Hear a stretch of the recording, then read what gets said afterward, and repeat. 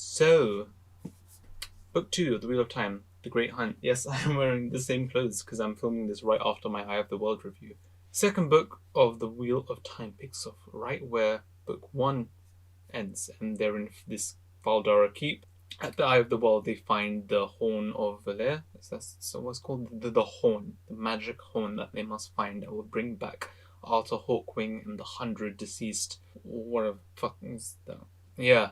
So far from the get go, I really like this book. I really enjoyed the Faldara sections of this book. There was a lot happening there. There was this big epic battle that happens. That was awesome when Trollocs and Midral just invade. We're getting more development for Rand. He's still the most prominent character in this book, but he's a more active protagonist, which is a steady improvement from book one. We're getting some more interactions with him and the other characters. That was something that was missing in book one.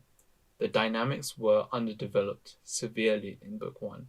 That was something I went over with Nynaeve and Lan, but I should have addressed that I still don't feel this kind of friendship between Radma and Perrin. And honestly, I still don't feel it in this book, having read it. But yeah, aside from that, the beginning of this book, I liked it. I liked the Faldara sections of the book. Robert Jordan knows how to open the book really well. Kind of a big interest in this book was the Aes Sedai have come into the fold. So the Amaranth and the Aes Sedai have come to Faldara Keep. It's awesome. I love learning about the Aes Sedai, all the different Ardras. Give me all the Ardras. The brown, the greens, the whites, the reds. Just rainbow Aes Sedai. Give me all the colours. I want them all. They're so fascinating. The Aes Sedai are awesome. They're the single most interesting thing in this series so far, especially in book two. After the Faldara sections, when all the characters are at the same place, obviously storylines split up.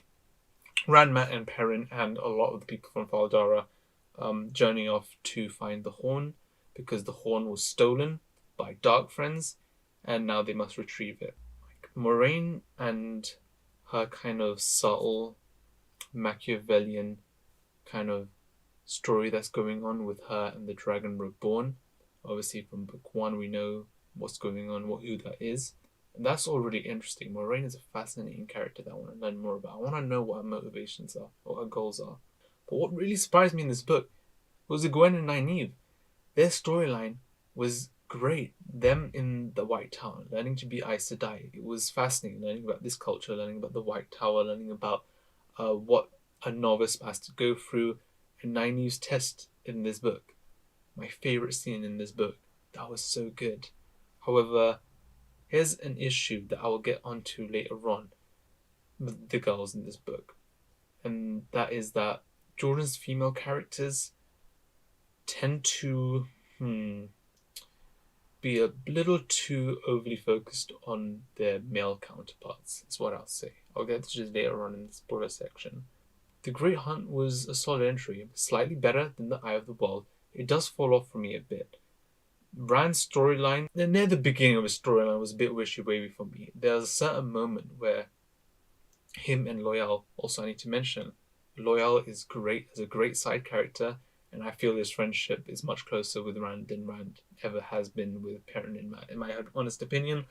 But yeah, there's a moment where Loyal and Rand and another guy, I forgot his name. Was it Huron? I'm so sorry, I forgot. Once again, this was like a week ago since I finished this book. Maybe more, actually. But they go off into their own little thing, and that was really cool. And the whole great game thing in Caerhien, I don't know how to say it. The whole great game thing was a little overbearing for me. I think it was a bit too much. That was when it started to slow down for me. I was like, this is not really interesting right now. It picks up later on. Of course, when these storylines soon converge, that was great. Once again, the climax didn't do it for me. There's a lot that happens in the climax. It's very climactic. It's very, it's epic and all that. But once again, I'm not a fan of the climax. I'm not a fan of the way Jordan does his climax. It feels all a bit too rushed for me. All a bit too last minute antagonist being introduced for a quick fight scene. I'm not a fan of that. I like a good build up, if I'm being honest. But overall, this book continues to have the same issues as book one. dynamics are severely undeveloped. Ran is a more active protagonist, which is a good thing, but he's still vanilla for me. And the pacing's not bad. The pacing in these books are not bad. They're not something surprisingly, shockingly. I actually kind of like the pacing in these books. Just the climax. I'm not a fan of the climax for Eye of the World, and I'm not a climax and I'm not a fan of the climax for The Great Hunt either. It's a very personal opinion for me. It's because of what specifically happens.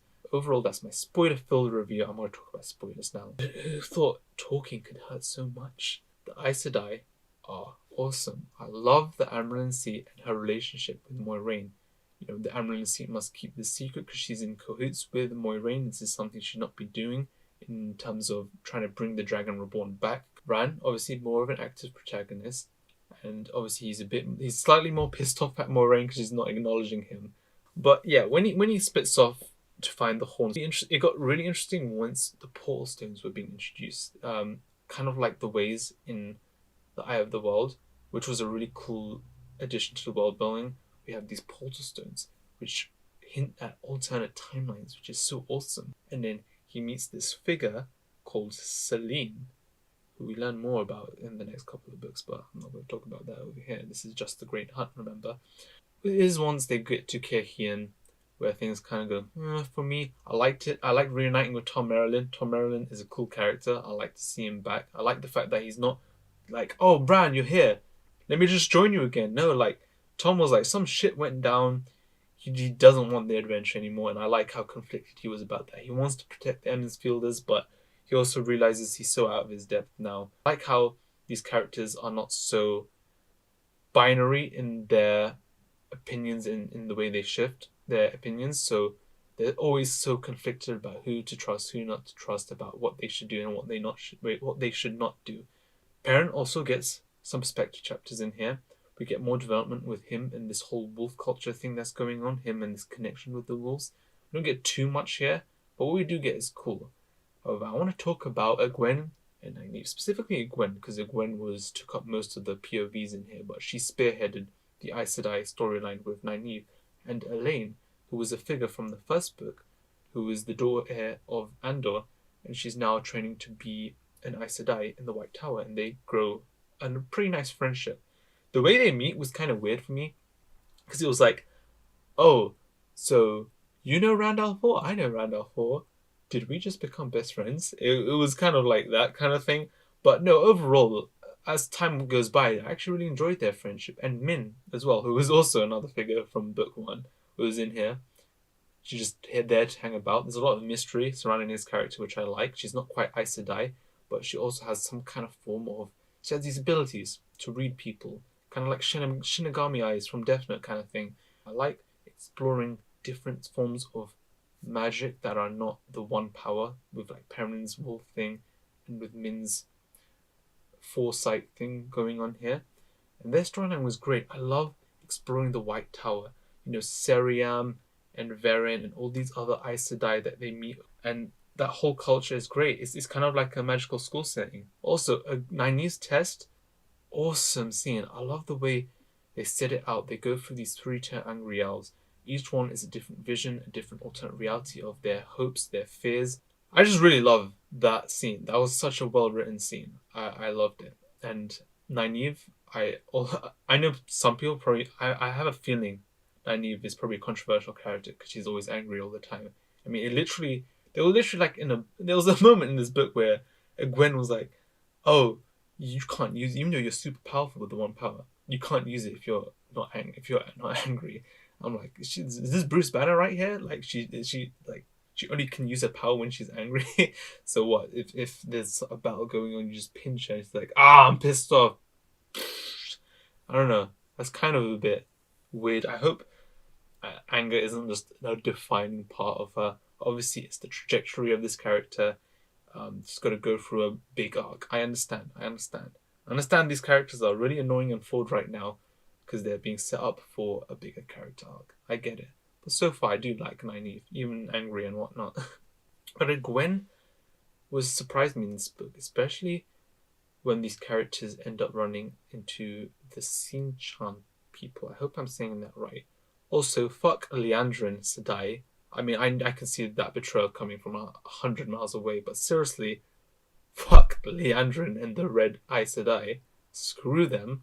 But when she gets kidnapped by the Sinshan people, and we're going into excruciating detail of this torture device that they have on her, that was brutal, kind of heartbreaking.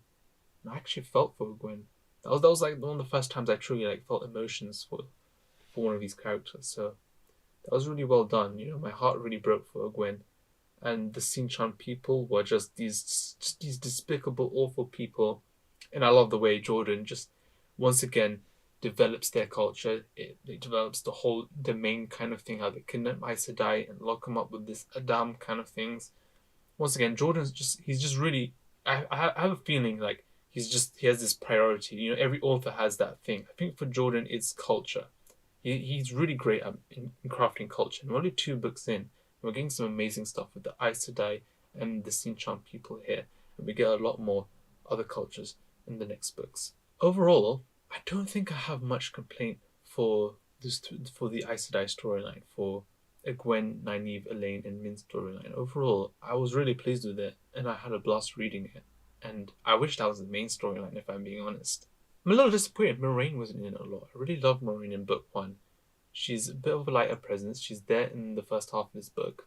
Kind of disappears for a bit, her and Lan, but I'm forgiving of that because, you know, so many characters, so many books, so much things to focus on. I get it. Once again, Perrin continues to be the only boy out of the 3 I like, and this is where my issue lies. We are constantly told that these 3 boys are the center of everything. They are Tara Verin. Rand is the Dragon Reborn. He's the chosen one figure. Matt and Perrin are Tara Verin. Essentially, no matter how many characters are introduced, I'm guessing the series will always surround these 3 boys. It's literally stated that the Wheel of Time weaves around these 3 boys. Yet 2 out of 3 of them I don't really care about. I'm still not sold on Rand. He's still a bit of vanilla for me. He is more active of a protagonist. He's a bit more engaging, slightly. He's still vanilla for me, if I'm being honest. And that final battle with Balsamon, I feel that came out of nowhere. Just Balsamon just popped up. They fought and he got injured. And Min just, I don't know, started hugging him in a bed and then Egwene was there. Oh boy, this is where I should talk about the stuff. As much as I loved Egwene, Nynaeve, Elaine, and Min in this book, my god, was I annoyed by how many women are just so infatuated with Rand al'Thor. I shit you not. There is like Gwen, Elaine, Min, Celine. 4 women. 4 women in this one book, and 3 of them are like super close friends that are just mooning over Rand. And he's not even there. They're in the White Tower and they just keep talking about Rand al'Thor. Like, Elaine, you met him once. I hate to be one of these people. But the Great Hunt would absolutely fail the Bechdel test in every way possible. If you don't know what the Bechdel test is, I can just put a description over here or something. If there's 2 female characters in this book, more than likely they're probably going to end up talking about a guy, and that guy will probably be Rand al'Thor. I don't get why everyone is so infatuated with Rand al'Thor. Is it a thing in the book that because he's the Dragon Reborn, the wheel weaves around him? If so, I don't know. I don't think that's the case. It kind of hurt those characters for me because there's Egwene, Nynaeve, Elaine. They were such great characters, and they had some really great stuff to do in this book. It was just unfortunate that they were bogged down by this aspect. Matt's in this book. I forget this guy exists sometimes. Honestly, he doesn't even have a POV. Like, one of the 3 main characters, and he doesn't have a POV yet. Like, what are you doing, man? Sort your life out. Also, he still has that dagger with him because, like an idiot in the first book, Morin's like, "Don't touch anything. Don't take any of the gold." What does he do? He takes a freaking dagger. This Mad Mac calls on pissing me off. Honestly, why is he even here? Overall, this book has definitely improved a lot from the first book. It's a much superior book. I did enjoy it a lot more. Rand's still a little bit of a wet blanket for me. This book really made me fall in love with Egwene and Nynaeve specifically. I think they were great in this book. And the Aes Sedai, the cultures in this book, beautiful, amazing. It's the single greatest hook in the series for me. This is better than Eye of the Wild, but only 0.5 better. That's why I'm giving it 7 out of 10. that's a generous rating for me. 7 out of 10 means I enjoy this book. It has issues, don't get me wrong, but overall, I did enjoy it. So far, I'm liking the Wheel of Time. There are issues in there, don't get me wrong, but there's promise there as well. Anyway, guys, tell me in the comment section below your opinions. If you have read the whole of the Wheel of Time, please use spoiler free. Don't give any spoilers because I myself, and I'm sure a lot of people, are going through this series for the first time. So yes, but please do engage if you want to. And yeah, thank you for watching.